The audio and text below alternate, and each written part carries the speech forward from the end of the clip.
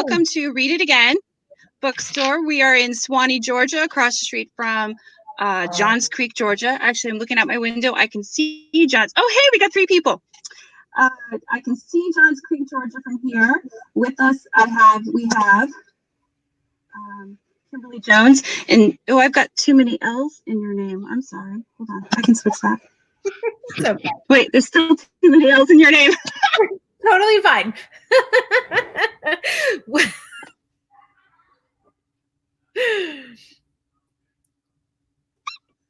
It's okay. When Kim and I have exciting news to share, we do. Sorry. Go ahead.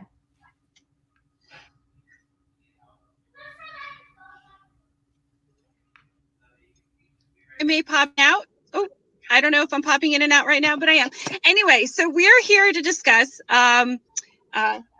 great book right here, which I finished, and 2 of our book clubs here at Read It Again recently read it, which is our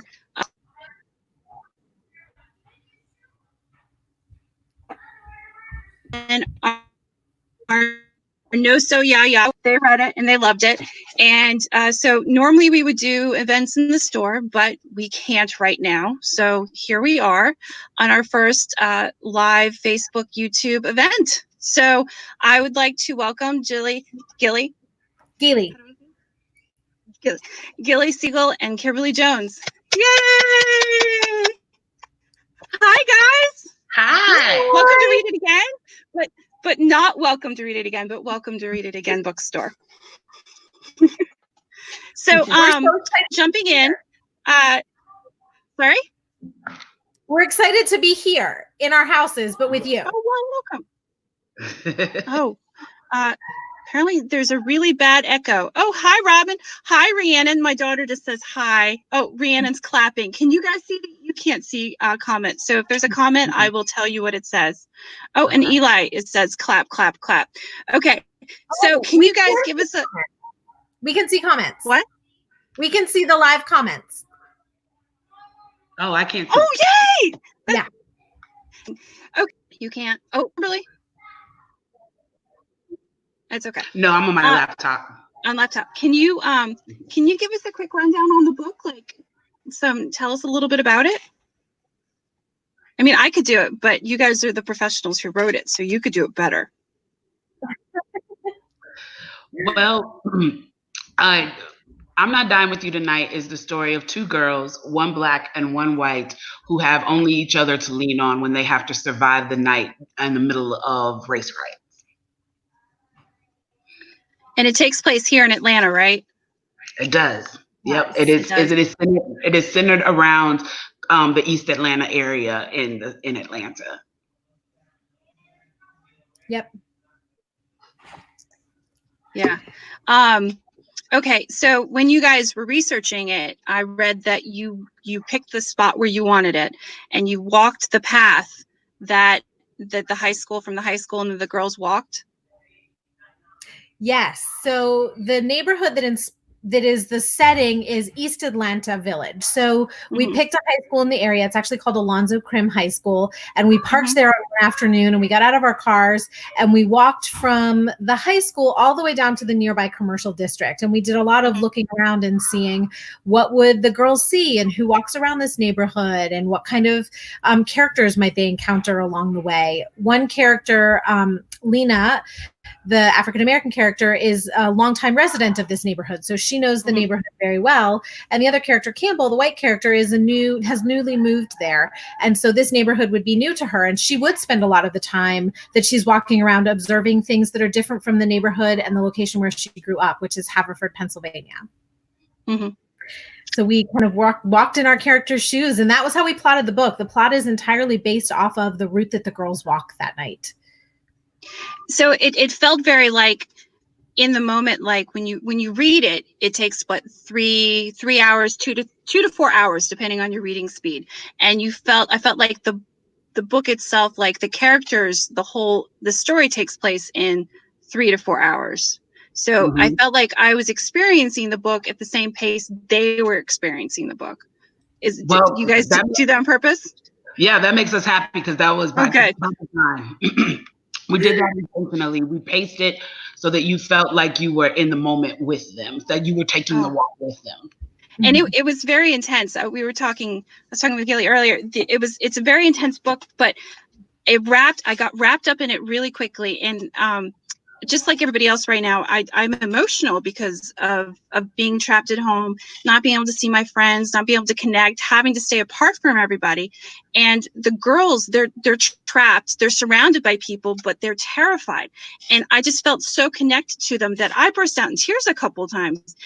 And I may not have been as emotional in a normal day, but I felt very connected with them right now. And it was very good. And I listened to the audiobook, and the audiobook was so good. Like, so good. The girls who read it, the two different readers, they were good. They were good. Let's see here. What else? Oh, I wanted to ask you. So, you guys based this. Can you tell the story how it was based about the girls on the bus? I want to hear about that. In Baltimore? About the article you found, Gilly. Yes. So although we set this novel, the fictionalized version of it, in Atlanta, it's actually inspired by a real event that took place in Baltimore in 2015 in the wake of the murder of Freddie Gray by police. There were civil protests that popped up around the city, and one of the protests was really in and around a high school.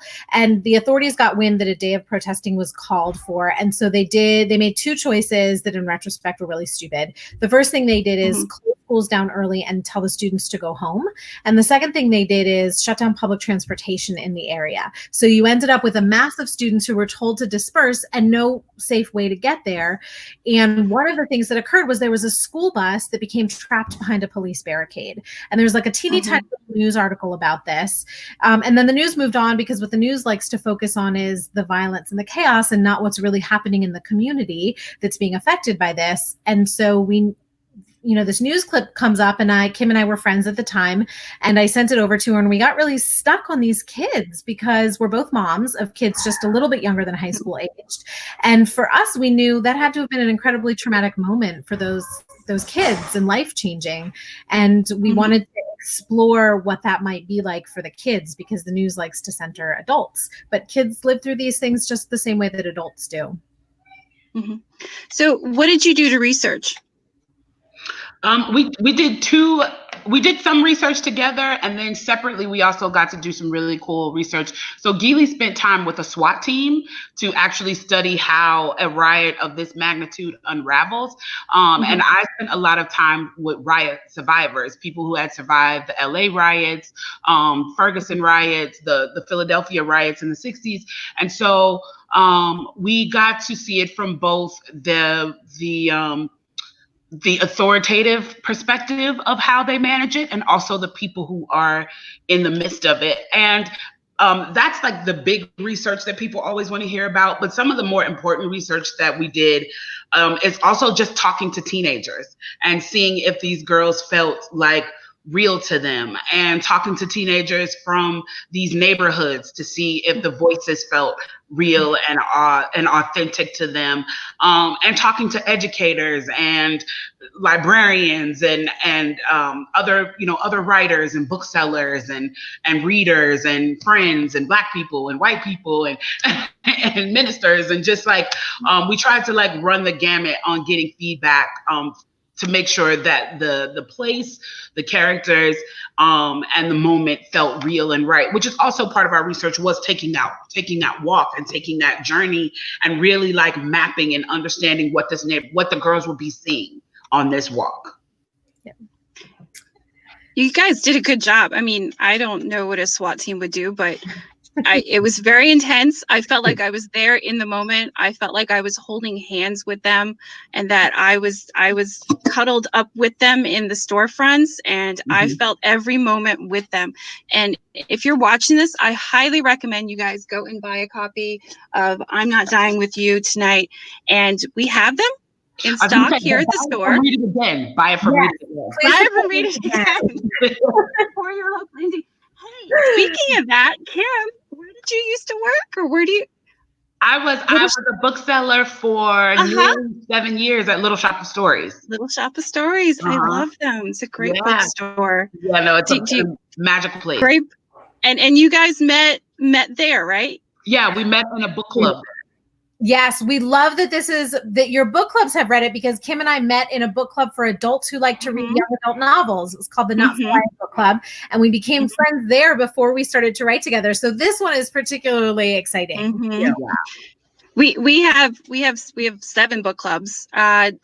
We're pushing our book clubs into an online format right now, and we had our first Zoom sci-fi book club a couple days ago, and it was a lot of fun.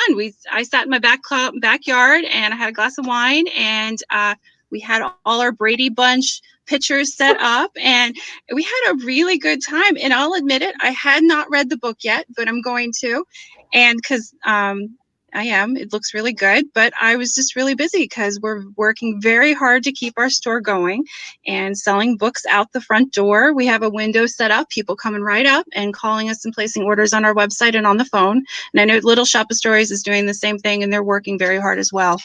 But I have met some of my best friends out of our book clubs, out of our sci-fi and our general book club, and it's just a really great way to connect to people. And if you guys, anybody watching, is looking for a really good book club, we have lots of really good book clubs. And if you don't want to join one of our book clubs, guys, reach out and find a book club in your area. It's a great way to connect to people, and right now is the greatest time to find people to connect online, because you may not be able to touch people, but you can really touch people through books. Okay, what else should we talk about? Oh, the alternating point of views. Oh, that's great, especially in education when discussing different point of views, especially from a white point of view and a Black point of view. Can you guys discuss how you wrote those? I want to learn. I think when we first started, I predominantly took responsibility for Lena, the Black girl's voice, and Gilly took responsibility for Campbell, the white girl's voice. But as we got into edits, we had to edit within each other's chapters because they live in each other's chapters. And we would initially we could be like, oh, I wrote Lena and I wrote Campbell. By the end, that was not true. Because we definitely we even would steal chunks from each other's chapters. Like, no, that works better in this Lena chapter. I'm just gonna grab this from Campbell and shift it over here. But what it did allow for us is for us to have some really amazing conversations about culture and ethnicity and race. And I feel like Gilly is Jewish. I feel like I'm almost ashamed to admit this, but I feel like there was so much I didn't know about the Jewish culture before I met her. It's just this. It's sadly the assumption that you think you know based on the minimal surface information that you're given about a culture and their people. And I was like, I know nothing about the Jewish faith and the Jewish culture, and I'm discovering that by learning. So I'm happy that we were in a space as we had to write these 2 narratives that we were almost not really, I hate to use the word forced, but we were positioned to really have to be honest about what we did and didn't know about each other's cultures, and learn that through this process so that the voices could be clear and authentic. Absolutely. Well, I mean, your characters learned it as they go too. Everybody in your book has a unique perspective, and they learn something as they go. So why can't the authors learn something too? I felt like I've learned something. So it's a book where you start at one point and you come out to the other point. Even the dad, okay, I don't think this is giving anything away. He starts out when he meets people at the end. He starts out with one perspective, and in 2 seconds he changes his perspective very quickly. Right. So we like to say the book is as much about perspective as anything else, right? The perspective of these 2 characters and the life experiences they bring into this night and the life experiences they go out of this night with. It ends on a little bit of an open-ended note, which is, I won't spoil for anybody, but we did that intentionally, right? Because the story is really about how these girls change over the course of this one night and the characters that they interact with. But it would be disingenuous that it all ended kind of on a kumbaya moment, right? These girls weren't going to have a sleepover that night and braid each other's hair. They've changed and they've moved, but it's just one night, right? And there's still a long journey to travel. So we like to sort of talk to people about where do they start and where do they end up and where do they still have to go after this night is over. Yeah. I like William It's funny. I was just about to say, I really like William's point. Go ahead. Yes, William. Awesome point.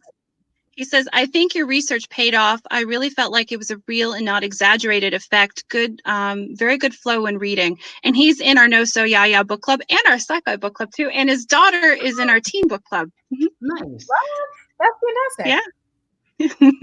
Yeah, we didn't want to do we didn't want to be disingenuous. We didn't want to do some exaggerated apocalyptic version of something that has been a real event, because guess what? There are way too many survivors of riots to sensationalize it for effect. We wanted people to really feel like one of the riot survivors we spoke to was from the LA riots, and he's an adult man now, but he was a teenager when the LA riots took place. And part of their journey, we borrowed pieces of what he described to us, which oddly enough was in line with what Gilly learned from SWAT. So I came back with this information from him, and Gilly came back with information from SWAT, and we're like, oh, this makes sense. This lines up. And he was talking about how there are, whenever you see a city boil over to the place of a Ferguson or LA or something like that, it's because there are pockets of riots throughout the city. You think that you're watching news footage of the downtown area in this one space, and it's not, because SWAT told Gilly, for it to get to the point where you see a Ferguson or a Baltimore, what has happened is law enforcement has been exhausted, and there's so many pockets of it that they can't maintain it all, and that's why it bubbles over. And the guy who was a kid, when he was trying to get home during the LA riots, was saying that every time he got a few blocks and thought that he was safe, he'd run into another incident. And this is long before everyone had a cell phone, and he was stopping at cell phones along the way, using his calling card to call his grandmother to let him know how far he'd gotten and that he was headed home. And so we wanted to use some of that intensity of you think you're watching it on the news and you're seeing it in one place, and it's not. It's the entire city has gone up for it to be that bad. Yeah. The other thing is as Kim mentioned, we wanted to sort of honor the stories that the survivors shared with us, because these incidents continue to occur. This was a 4-year journey to write and have this book published. And at various points along the way, some people were like, is it still going to be relevant? I can't tell you how many stories we've heard from the high schools that we visited where someone will say, did you base the shooting at the high school on a real incident? Because that happened here. Right. It's been multiple times that we've heard this from kids. So these are, they're events that unfortunately are happening. And we wish our book was irrelevant. We really do. Yeah. Someone else said, "Is it still was fantasy?" We would like it not to be fiction, but it's not. Yeah, it's in realistic fiction, not fantasy. Yeah. Nicole Yackley asks, "Is there a possibility of a second book, or what are you guys working on right now? Are you?" We are. So there is not a sequel or anything. Look at you giggling. You're frozen. Oh, wait! Did I freeze? Go back. You were frozen. And then she went forward really quickly. No, you're fine. You're fine. Okay. So no sequel to this book because we left the girls where we wanted to leave them, but we are working on a second book together. We actually just turned in an edit of it this week. So no release date yet, but yeah, there will be another book. And it is still on brand. It is still a dual perspective book. Yeah. Oh, I love dual. Some other good dual perspective books for book recommendations would be Flipped, or there's an older one called The Pigman, which is from a boy and a girl perspective, which is also flipped, which is a romance about a boy and a girl. So, and these are also young adult reads. They are nowhere as serious or as intense as this book, but they're good. I don't tell the authors of the other two, but I like this one better. Flipped is really good. I think she's still alive. I know she's still alive. Van Buren, she's great book, Flipped. But this one is very good too. Yeah, anyway, we get compared a lot to American Boys by Jason Reynolds and Brendan Kiley. Yes. Yeah, and Nic Stone and Angie Thomas gave you guys great reviews, great quotes on your book too. That is awesome. Yeah, that was. We were like. And you guys were just nominated for a big award too. What was that? Yes. We were nominated for the NAACP Image Award in the Young Adult Fiction category. Yeah, it was really the honor of a lifetime. It was like more glamorous than any author ever expects. More glamour than any author ever expects to get. Like, well, I watched you guys on Instagram. It was like you go in the Oscars. Oh my God, so the Black Oscars. So we were like way out of our, like once we realized we were in the same room as like Lizzo and Rihanna and Morgan Freeman, we were like, how did we sneak in? But it was awesome. He's the voice of God. That's literally what we said when he walks out on the stage. We're like, God is here. Sorry, you all are meeting my dog Nick too. Sorry. Yeah, no, it was amazing. We got to meet such cool people, and we were like, "Why are we here?" But it was like, did they send you deserve it. That's awesome. That is so awesome. What else? So you guys both live in Atlanta. We talked about what you got coming up, and I really like this book, and I think everybody should go out and buy a copy. We have some, like my little display behind me. That's gorgeous. Yes, love. We love it. Cool. This cover is awesome. So if you take off the dust jacket, that is just the coolest thing ever. I love it when publishers do things like that. Yeah. So do you want to know a secret about the cover? And this is a good reason why authors are the authors and not the graphic designers for the covers. So our publisher, Sourcebooks Fire, is wonderful. And although not all authors get an opportunity to comment on their cover, they asked us for things that we liked and disliked. Mm-hmm. And the one thing that we said, we were like, and we really don't want an illustrated we don't want an illustrated cover. And then when they told us this, we were like, "Oh, we were wrong. We were wrong. We need. We don't know what we're talking about. This is amazing. We love it." There's a question a lot go ahead. Asking about whether this book is in stock, and so I'm just going to read it again. Yes, the book is in stock. Are you doing delivery? Read it again. We do delivery. We do free delivery within 7 miles. If you're over 7 miles, I'm a nice person and I will do it. We also ship. If you buy over $20, we will ship free media mail. What else? We also have free. You can drive right up. We have a window set up, and you can walk up, yell out what you want, and we will bring it to the window. I always like to ask, or shipped or curbside, and read it again and look how many curbside. We do. Yes. I always like to ask authors, what were the books that you read growing up?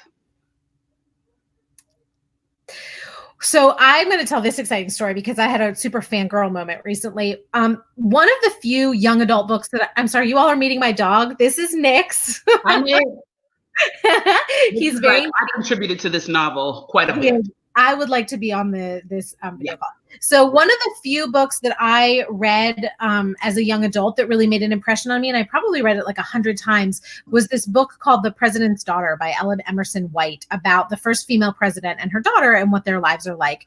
And I'm going to fangirl for a moment because it turns out we have common author friends now, and she just accepted my Facebook friend request. You're fancy. I feel very fancy, yes. Although I haven't had the courage to DM her and say, "Oh my God, I read your book 1,000 times as a kid and I really loved it." So that's one that I loved. You should send her a copy of your book. Oh, ooh, there you go. Why not? Just inscribe it and say you're an inspiration to me, and now because of you, you're one of the reasons this book has been published. And there's no reason why an author, anybody, would turn that away or think that's a horrible thing to do. You should just do it. Oh, thank you. That's a great suggestion. I'm going to. Ooh, I don't know whose bookshelf that is, but I see over there. That book is amazing. Sorry, I'm fangirling out over this new book I just read that I see on the shelf. Growing up, my favorite childhood book was this book called Miss Susie. And it was about this little squirrel who some really rascally squirrels tried to take over her house, and some toy soldiers came and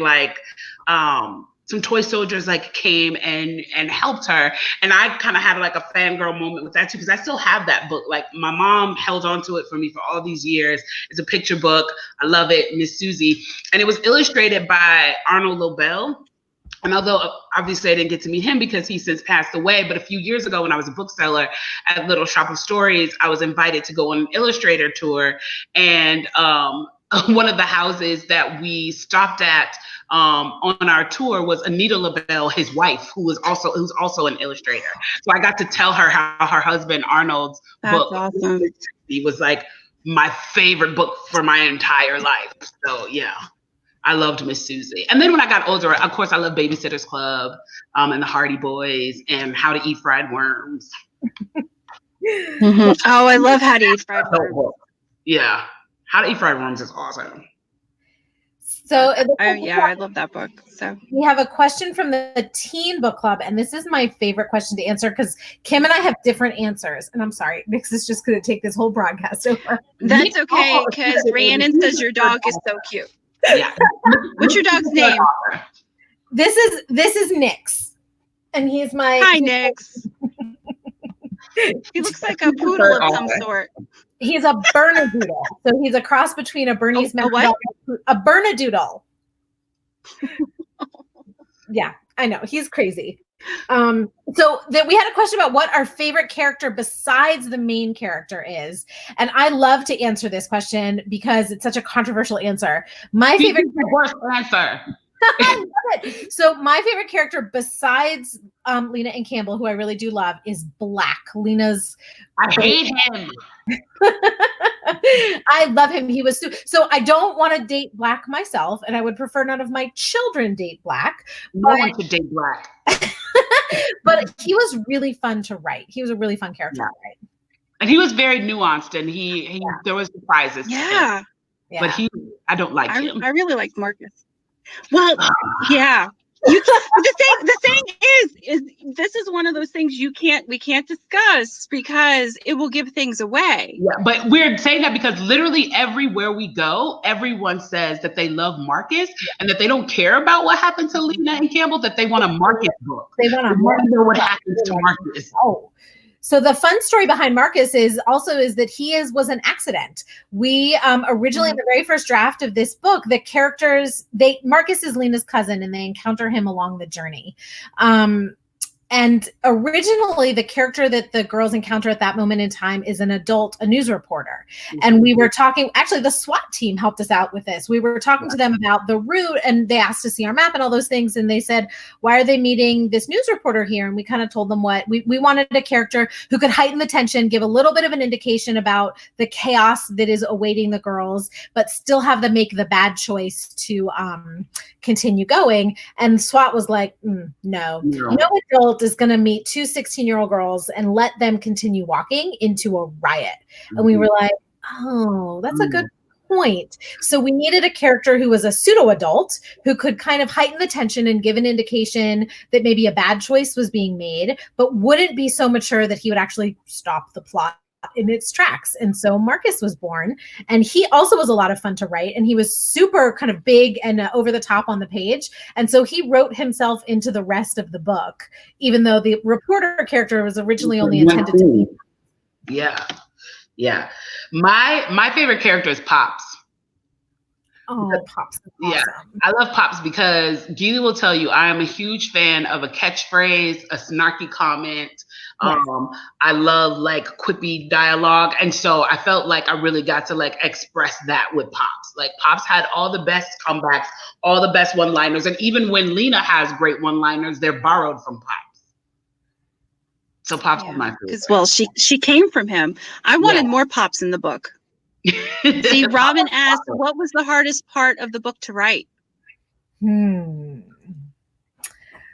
The hardest part. Well, so first of all, Robin is a friend of ours, and she was part of a writing salon that we had for a long time. And actually, I want to shout Robin out because one of the most important moments in the book, one of the times when the girls who are very different from each other and don't particularly like each other at the beginning of the book, a thing that they connect over is actually something that Robin helped us see. So the fact that they're both being raised by men, and the fact that they like shoes would be a big deal in this long, long walk that they're taking. So thanks, Robin. Thank you, Robin. Yeah, one of the I would say one of the hardest. I would say one of the I can't think of anything that is like was like really hard to write. I just think that we had to just have a lot of hard conversations.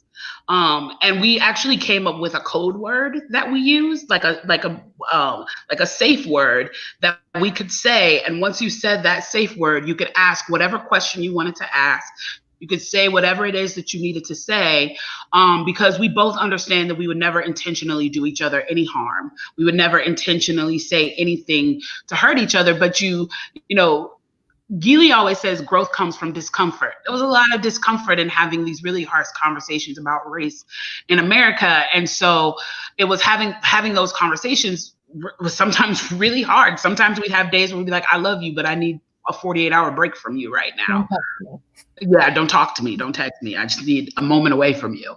And so that was part of how we managed that, was to have this safe word saying, okay, when I say this safe word, I'm sorry, whatever comes out of my mouth next is probably going to be ignorant, not intent to harm, but just because I don't know. And this is how I was raised. And these are the things I heard growing up. And like, I don't understand. I'm looking at this thing on the page and I don't understand this moment because there's a cultural difference that's not allowing me to understand this moment. Amber asked, and by the way, Amber runs she's a teenager who works for us. She runs our tab, teen advisory board. And she points out the difference between Marcus's and Black's friends and how they're unique and different. And can you talk, because they are very different, how they're two group of teen boys or older boys, and just how they're different. Yeah. They're good character foils of each other. Yeah. Yeah, they were a lot of fun to write too. They also have really big personalities. Yeah, yeah. And they jump out on the page. I'd say one of the biggest, my hair is always getting caught on things. It's now caught on my bracelet. I'd say what we wanted people to see was that Marcus's friends are all people who you would, if you judge those books by the cover, you would not get what you think you're getting. Yeah. And she does that in the book. Yeah. Like Marcus's friends are actually like productive, contributing members of society. And you wouldn't think that upon first glance of them. Because they hang out in a lot on furniture and they're silly. Yeah. Right. Exactly. Yeah. But they're just doing that after work because they have jobs. You know what I mean? But they're also the ones who are the most concerned about the girls, right? Marcus is, even though Lena's annoyed by it, Marcus's concern for her is what causes him to want to accompany them on the journey. And the other guys, you know, even though they kind of harass Lena a little bit, they're genuinely concerned for her well-being. Yeah, they would not advise this journey. Whereas, you know, Black's friends are like, don't really care. No, they don't care. Yeah. No. And when I was reading it, I saw this as just a good way to point out, okay, these are the guys you don't want to hang out with. These are the guys you don't want to like. And these are the guys you do like. And they may not be guys that look great on the surface, but they're actually good guys underneath. Yeah. And you should look past the fact that these guys want to have a career and be musicians, but these guys actually have real jobs. Yeah. And so you should look past the surface and look what's underneath. Yeah.